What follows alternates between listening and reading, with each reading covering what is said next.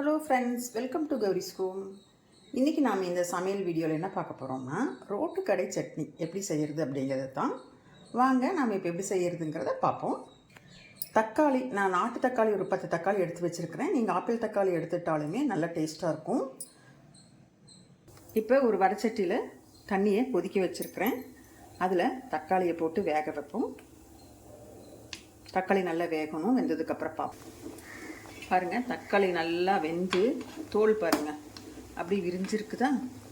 இந்த இதில் தோல் விரிஞ்சிருக்குதா? தோல் விரிஞ்சிருக்குதுல்ல, இந்த மாதிரி எல்லா தக்காளியும் தோல் அப்படி வந்து விரிஞ்சிருக்கணும்.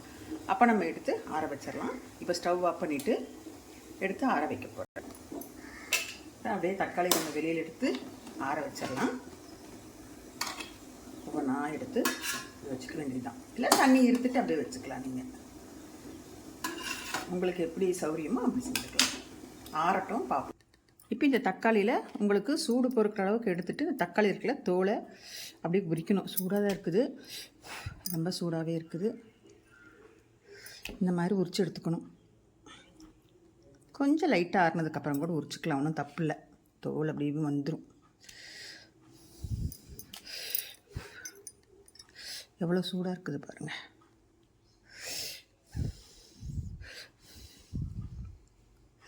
உரிச்சு எடுத்துக்கலாம்.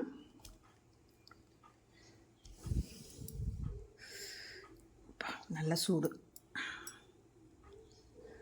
அப்புறம் உரிச்சதுக்கப்புறமா என்ன பண்ணுறதுன்னு பார்ப்போம். இப்போ தக்காளி இந்த மாதிரி தோல் உரித்து எல்லா தக்காளியும் ரெடியாக இருக்குது. இதையும் வந்து நம்ம இப்போ மிக்சியில் போட்டு அரைக்க போகிறோம். தக்காளியெல்லாம் எடுத்து ஜாரில் போட்டு அரைச்சிடலாம். தக்காளியை மிக்சி ஜாரில் போட்டு இந்த மாதிரி ஜூஸை எடுத்தாச்சு. நீங்கள் வந்து ஆட்டுக்கல்லையும் போட்டு ஆட்டிக்கலாம். இப்போ வடைச்சட்டி வச்சு தேவையான அளவு எண்ணெய் ஊற்றி கடுகு போடுறேன். கடுகு வெடிச்சிட்டு இதுலேயே தேவையான அளவு பெரிய வெங்காயம் கட் பண்ணி வச்சுருக்கிறேன். பெரிய வெங்காயம் போட்டுக்கிறேன். போட்டு வதக்குவோம். பெரிய வெங்காயம் இல்லை சின்ன வெங்காயம், உங்களுக்கு எந்த வெங்காயம் போடணும்னு விருப்பப்பட்டால் நீங்கள் போட்டுக்கலாம். கொஞ்சம் நல்லா வதக்குங்க. இப்போது கொஞ்சம் வெங்காயம் வந்து கலர் மாறி இருக்குது. வதங்கினதில் கொஞ்சம் தேவையான அளவு மஞ்சள்தூள் போட்டுக்கோங்க. இந்த ஸ்பூனுக்கு 1 ஸ்பூன் மல்லிப்பொடி, அந்த ஸ்பூனுக்கு 2 ஸ்பூன் முதல்ல 1 ஸ்பூன் போட்டது வந்து மிளகாப்பொடி, ரெண்டாவது போட்டது வந்து மல்லிப்பொடி 2 ஸ்பூன்.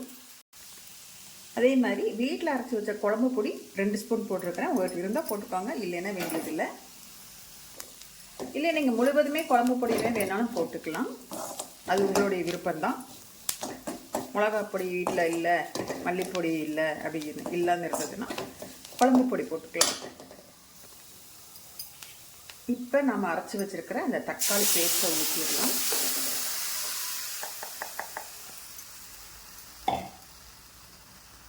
தக்காளி பேஸ்ட் ஊற்றியாச்சு. இந்த மிக்சியில் இருக்கிற அந்த தண்ணியும் அந்த இதையும் கழுவி ஊற்றியாச்சு. நல்லா தண்ணி மாதிரி ஊற்றியாச்சு. இன்னும் நல்லா தண்ணியை ஊற்றிக்கலாம். இதுக்கு பேர் தண்ணி சட்னி.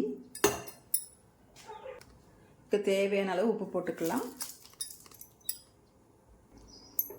இப்போ நமக்கு எந்த அளவுக்கு தண்ணி வேணும் அந்த அளவுக்கு தண்ணி ஊற்றிக்கலாம். இட்லிக்கு தோசைக்கெல்லாம் நல்லாயிருக்கும். கொதிக்கட்டும், ஒரு 5 நிமிஷம் கொதிக்கட்டும். உப்பு காரமெல்லாம் பார்த்துக்கோங்க. காரம் பார்த்தீங்கன்னா கொஞ்சம் மிளகாப்பொடி அதை போட்டுக்கோங்க. உப்பு பார்த்துக்கோங்க. 5 நிமிஷம் கொதிக்கட்டும். இப்போ குழம்பு ரெடி ஆகிடுச்சு, கொதிச்சிருச்சு. அதில் கொத்தமல்லி தழையை தூவி இறக்கிட வேண்டியதான். ஸ்டவ் ஆஃப் பண்ணியாச்சு. இட்லிக்கு நாம் வச்சு சாப்பிட்லாம். வாங்க சாப்பிட்லாம். இப்போ இந்த சட்னி வந்து இட்லிக்கு தோசைக்கெலாம் ரொம்ப நல்லா டேஸ்ட்டாக இருக்கும். உங்களுக்கு நான் இந்த ரெசிபி செஞ்சு காமிச்சது பிடிச்சிருந்ததுன்னா எனக்கு ஒரு லைக் பண்ணுங்கள். இதே மாதிரி நீங்களும் செஞ்சு சாப்பிட்டு பாருங்கள், நல்லா டேஸ்ட்டாக இருக்கும். செஞ்சு சாப்பிட்டு பார்த்துட்டு எப்படி இருந்துச்சுன்னு சொல்லி எனக்கு கமெண்ட் பண்ணுங்கள். இந்த வீடியோ பிடிச்சிருந்ததுன்னா எனக்கு ஒரு லைக் பண்ணுங்கள், ஷேர் பண்ணுங்கள். அப்படியே கௌரிஸ் ஹோம் சேனலை சப்ஸ்கிரைப் பண்ணிவிட்டு பாருங்கள்.